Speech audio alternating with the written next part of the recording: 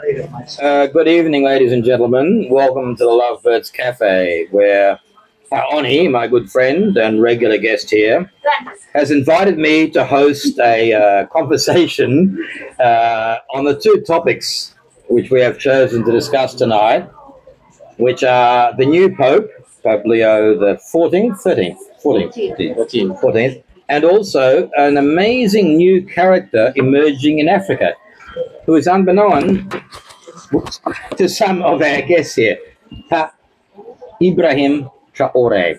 Maybe you haven't heard about him. Nah, ini sesuai dengan saran Pak Oni, akan tui bahasa. Jadi malam ini kami kumpul di Lovebirds Cafe, yang kebetulan cafe saya di Jakarta Selatan, di mana kami cuma kumpul sebulan sekali untuk membahas soal-soal yang mungkin berminat bagi orang yang gatal pikiran.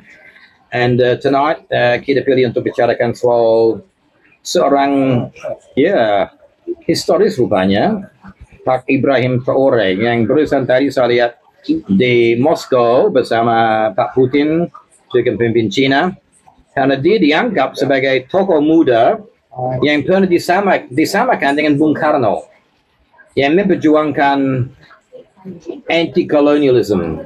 He is a new figure who seems to be, what I would say, ambil pesannya Bung Karno, mengisi kemerdekaan, yaitu jangan pasrah, jangan puas dengan cuman membuang orang bule dari kantor pemerintahan, tapi mengisi kemerdekaan. Dan Bung Karno punya istilahnya neo-colonialism. And now, 70 years after Bung Karno, it seems that tokoh pejuang anti-kolonialism atau neo-kolonialism itu si Pak Ibrahim Traore di Afrika. Kami juga malam ini akan membahas soal Paus baru. Saya sebagai orang Katolik agak berminat, tapi terus terang saya belum banyak mengerti siapa itu Paus baru. Dia rekan dekat daripada si Paus lama. Dia juga bukan dari order Jesuit, tapi dari Augustinian ya, betul. Mereka sangat dekat dengan rakyat. Dia juga 30 tahun berpengalaman di negara Peru, di Amerika Selatan. Hatinya sederhana, dekat dengan rakyat. Dia bukan orang yang banyak omong, bukan bombastis, bukan politikus. Dia betul rupanya orang berbakti. Tapi selebihnya saya kurang ngerti. Politiknya saya nggak ngerti, lain-lain. Jadi ini mungkin cuma omongan saya, cuma sebentar karena kami tidak mau panjang lebar omong. We don't want to talk too much, but basically, I am enthusiastic about Ibrahim Traore.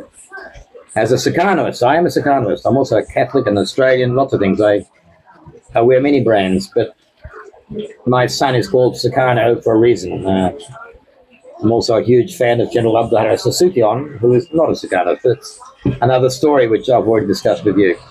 But tonight, I'm a Sukarnoist, and I celebrate my Sukarnoism, seeing somebody who has been called a new Sukarno, and that is Pak Ibrahim Traore in Africa.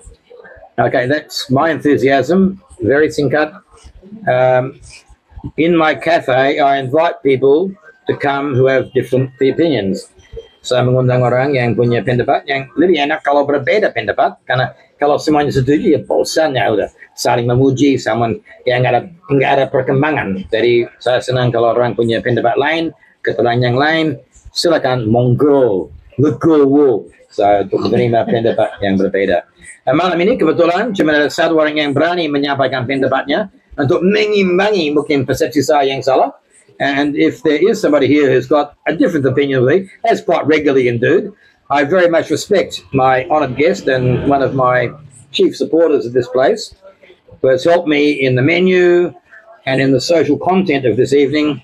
I now would like to refer Pak Oni to my good friend Pak Kevin Evans, who I'm sure has got an opinion. He's always got an opinion, and it's probably a bit different to mine. But anyway, whatever, Kev, I welcome your opinion and thank you for your keberanian untuk menyampaikan pendapatnya mungkin berbeda dengan saya. Emang gue pikirin. Monggo. Oni, can you now mengarahkan your video to Pak Kev? Silakan Pak Kevin. Okay, thanks. Thanks Pak Greg. Thanks Pak Oni. this is bagi saya ini perkembangan yang cukup menarik di Afrika Barat. Jadi perubahan kudeta yang diselenggarakan oleh Pak Ibrahim itu bukan yang pertama. Ada sekitar 4 negara, Mali, jadi ada beberapa negara satu persatu di kawasan mantan jajahan Prancis. Dan ya setiap kali ada kudeta selalu ada pihak-pihak yang setuju yang digerakkan. Buat saya itu normal. Tapi terasa juga ada semacam ketidakpuasan di dalam beberapa negara itu. Dan kalau kita kaji, saya pikir sudah bukan masa kita bilang neokolonial dan teori-teori ketergantungan yang menjadi sangat populer di Amerika Latin 70-80. Saya pikir kita harus melangkah sedikit dari perspektif begitu. Paling ujung untuk menuntut kebebasan dari semua negara itu kan ideologi Trump. Jadi ideologi di mana kita mengasingkan diri dari dunia karena ada atau di Korea Utara ada ideologi yang total swasembada. Jadi sepertinya kita memerdekakan diri dari dunia. Jadi kalau di Amerika baru-baru ini Trump mengaku not Independence Day, Liberation Day. Tapi liberated dari apa? Liberated dari dunia kan? So it's a silly idea. Tapi daripada menggunakan isu seperti neokolonial, karena kebanyakan negara ini sudah merdeka 60 tahun. Saya sering lihat yang terjadi, yang berkembang di kawasan Prancis Afrika itu, ex-Prancis Afrika itu. Ada semacam proses dekolonisasi yang belum selesai. Sampai sistem ekonomi mereka masih bergantung kepada satu mata uang yang dikuasai dari Prancis. Ada sistem kesepakatan militer yang sebetulnya mungkin terlalu banyak dipengaruhi dari mungkin lebih seperti Pakta Warsawa antara Uni Soviet dengan negara Eropa Tengah Timur daripada misalnya NATO yang sedikit lebih berimbang antara negara paling besar dengan rekan-rekannya. Jadi dari segi itu saya melihat mungkin di belakang aspek itu ada tuntutan dari masyarakat di negara-negara itu untuk mungkin memutus hubungan dari segi hubungan kebijakan yang masih agak bergantung dengan Prancis. Jadi memang kalau Bung Karno dulu bilang begitu, merdeka tidak hanya arti tidak ada orang asing yang duduk dalam posisi resmi, tapi dari segi dari segi mempertahankan kebijakannya sendiri, arah sendiri, menentukan nasib sendiri dalam mana. So dari segi itu, I think this is an interesting development. Could you summarize that in English, perhaps, because we are... So I think this, so I wouldn't use neocolonialism. I mean, come on, you've got to grow up. These countries have been independent 60 years. I mean, I think it's time to move on. And so what I see in Western Africa, in the French nations of Western Africa, the French ex-colonies, is maybe near decolonization never finished. It's still maybe some way to go. And so the use of this French-backed currency as a start, a military alliance which perhaps is a little bit too determined by French. So it looks a little bit more like the way the old Warsaw Pact operated rather than NATO in terms of the partnership between the members. So if I cut, could you actually address yourself to the rather unique personality and your perception of this rather unique new character who's attracting the attention of the world, which is this Ibrahim? Yeah, I don't look at it in that way. He's just another military guy that thinks he's got an option. So, I mean, I don't fantasize that it's all going to be a wonderful system and he's not going to be corrupt. I mean, when you take a government, when you take control of a country on unconstitutional means, you open up hideous opportunities for abuse to become institutionalized, and anybody raises a voice, you obviously have all of those questionable authorities you've given to yourself to abuse everybody else. So in that regard, I'm very much a Habibi man who argued you never do a revolution, you only do an evolution. Because when you do a revolution, the imponderables, the assumptions, things that you can't control too much, and that's when it all goes off the tracks. So I don't know whether that's where he will end up, what you were saying earlier, I think we might be agreeing that you objected to the term neo-colonialism, which is very much associated with Sukarno. You talk about an evolving decolonization. But I think Finalising the decolonization. I guess I'd say that we don't really disagree that we can agree that decolonization was not complete. Yeah.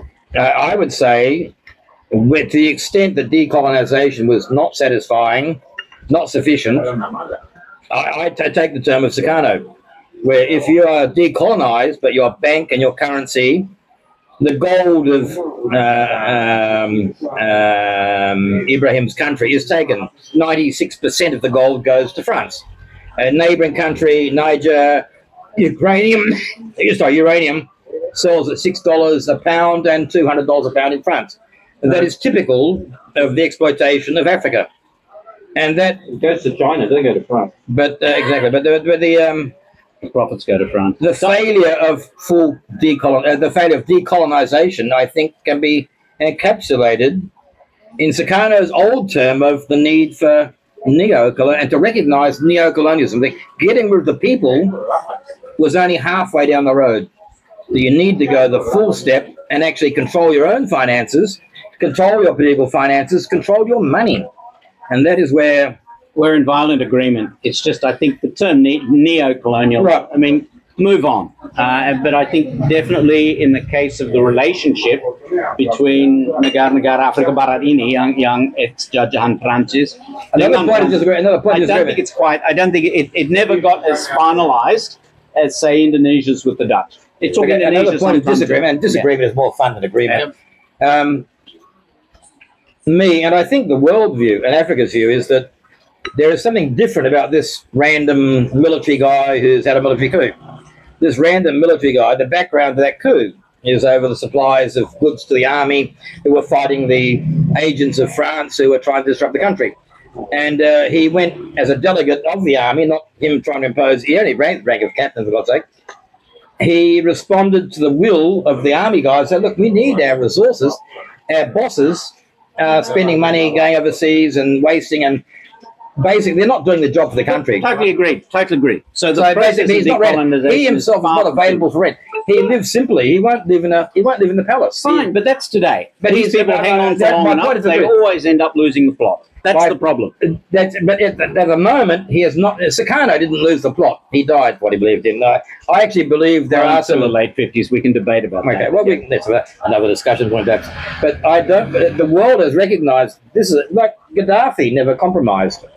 People who don't He compromise was a get killed. captain as well, wasn't he? Oh, he was a captain too, right? Colonel. No, when he started. I thought Probably he was ended only up colonel. Yeah. John F. Kennedy No, didn't when he took it compromise. over in 60s. The bottom line, people who don't compromise get killed, and that's what it was. Why is this man still Remember alive? Patrice, for God's sake. Well, remember Mamumba, who All came back. understood and all He's accepted. seen as the new Mamumba, and Mamumba did not compromise, so they killed him. John F. Kennedy did not compromise, so they killed him. And they're saying, why aren't you dead? You've got the profile of every man who did not compromise. And that is why Africa is getting excited, and why Africans in America are going on saying, don't kill him, because they know the usual treatment of men like Traore. Anyway, So I don't know that- head down all of the conspiracies and whatever, but I'm still saying I think he's one of so I several. reject the term. It was not a conspiracy No, that they it tried was- to kill Traore. That is very much fact. Satu di antara beberapa negara di Afrika bagian Barat yang dulu dijajah Prancis, satu persatu dalam waktu yang sangat dekat, semua menyelenggarakan kudeta untuk mengurangi atau dalam harapan mereka memutus hubungan ketergantungan atau pengendalian dari Prancis. Dari segitu saya lihat itu sebagai actually something was spoiled. Dari awalnya sebagai why are they doing this? Kudeta abad ini. Tapi it seems that this was a genuine effort dari beberapa negara untuk bilang, oke, resmi kami merdeka 60 tahun lalu. Nah, sekarang makin lama harus diisi maknanya. So in that regard, I think it's a good thing. Okay. Tapi saya nggak akan mendewakan mereka. I will not mendewakan mereka. Memuji, menghargai mendewakan Tuhan Yesus Lihat Kristus. 5 tahun, 10 tahun nanti, kalau mereka masih berkuasa, seberapa jauh itu menjadi sarang korupsi. He has to Can we get rid agree? of his French francs and join BRICS. Exactly. I mean, but bisa setuju. Or whatever, get their own currency, an African currency. Saya lebih menghargai Ibrahim Traore daripada rata-rata pemimpin Afrika. Rakyat Afrika pun, meskipun yang di Amerika, juga sepertinya lebih menghargai, lebih mengharapkan yang bertahun-tahun putus harapan. Yang Traore dengar, dia bilang, negara kita kalah karena orang Afrika tidak mengharapkan lagi. Sudah sering dipatahkan. Gaddafi omong dipatahkan. Lumumba diomong dipatahkan.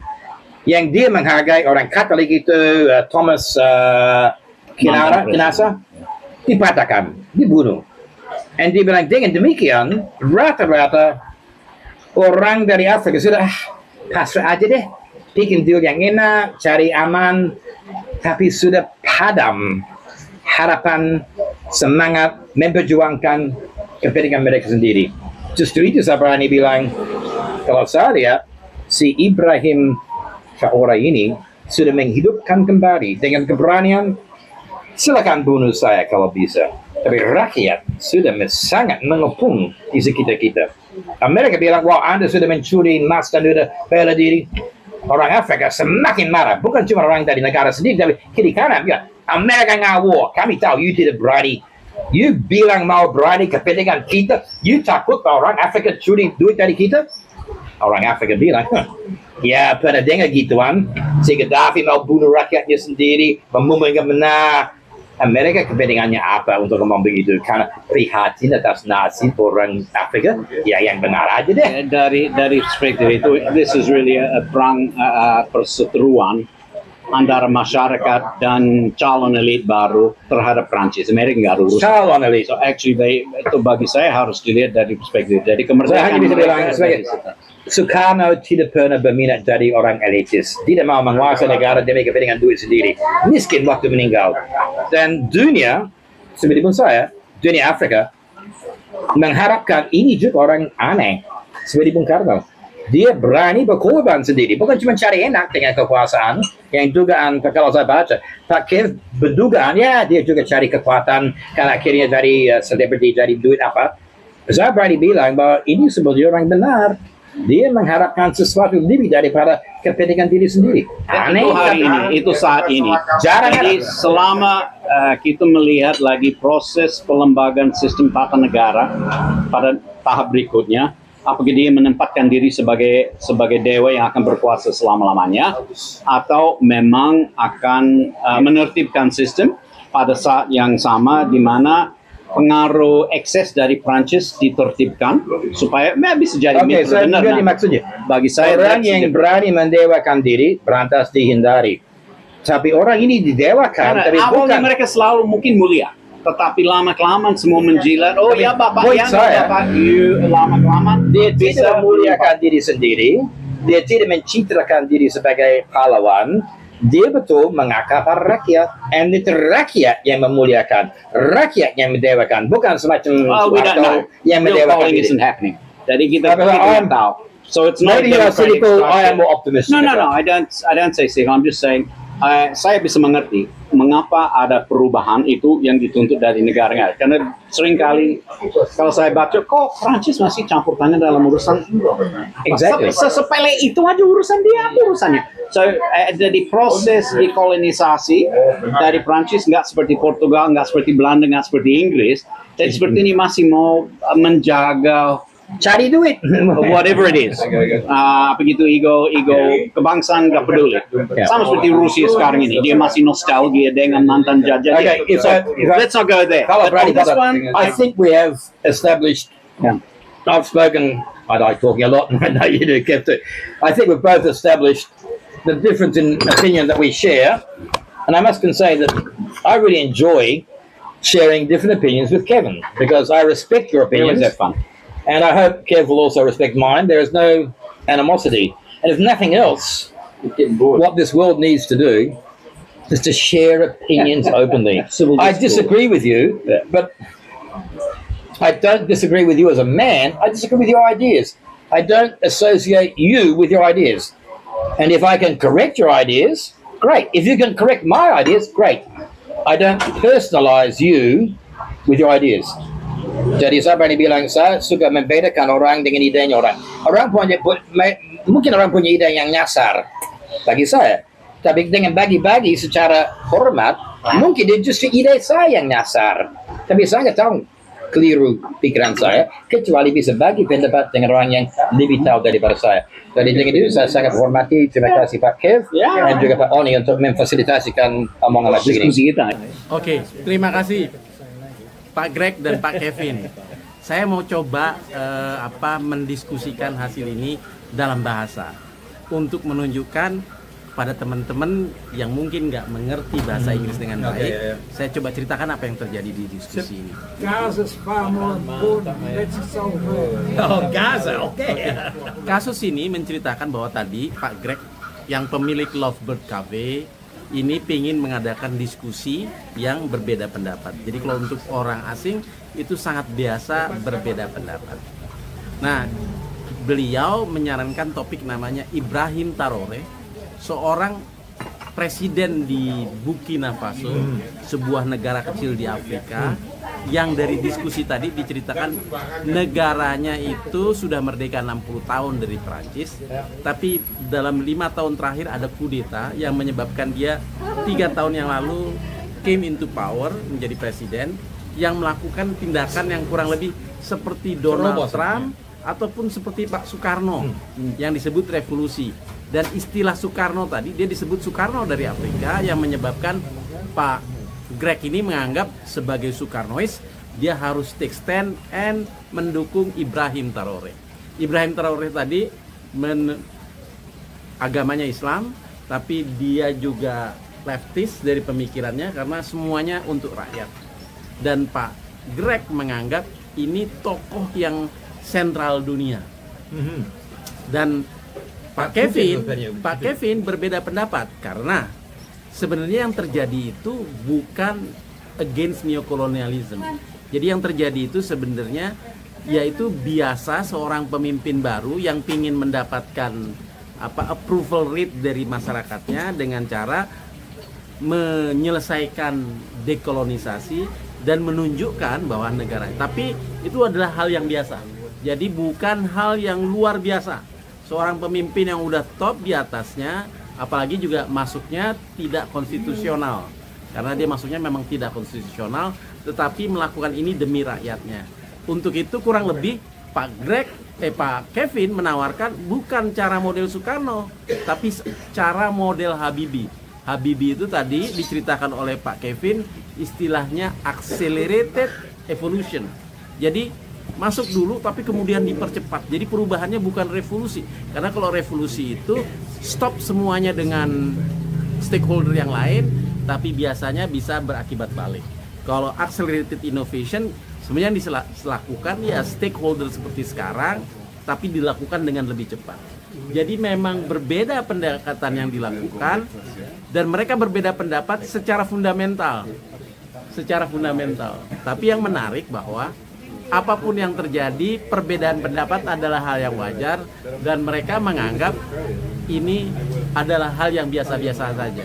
Jadi istilah bahasa Indonesianya itu mereka agree to disagree. Jadi mereka sependapat untuk ya kita berbeda pendapat tentang satu fenomena namanya Ibrahim Traoré di Afrika, sebuah negara kecil Burkina Faso namanya, francophone, yang penduduknya 1/10 Indonesia, 20 juta saya kira. Jadi juga mungkin lebih rendah dari Indonesia.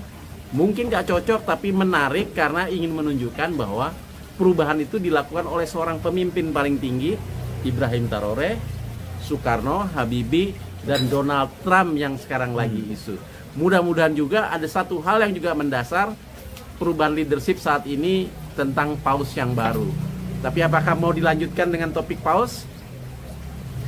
Saya serahkan kepada. Kita udah tahu dia. Nanti saya potong. Tutup tadi.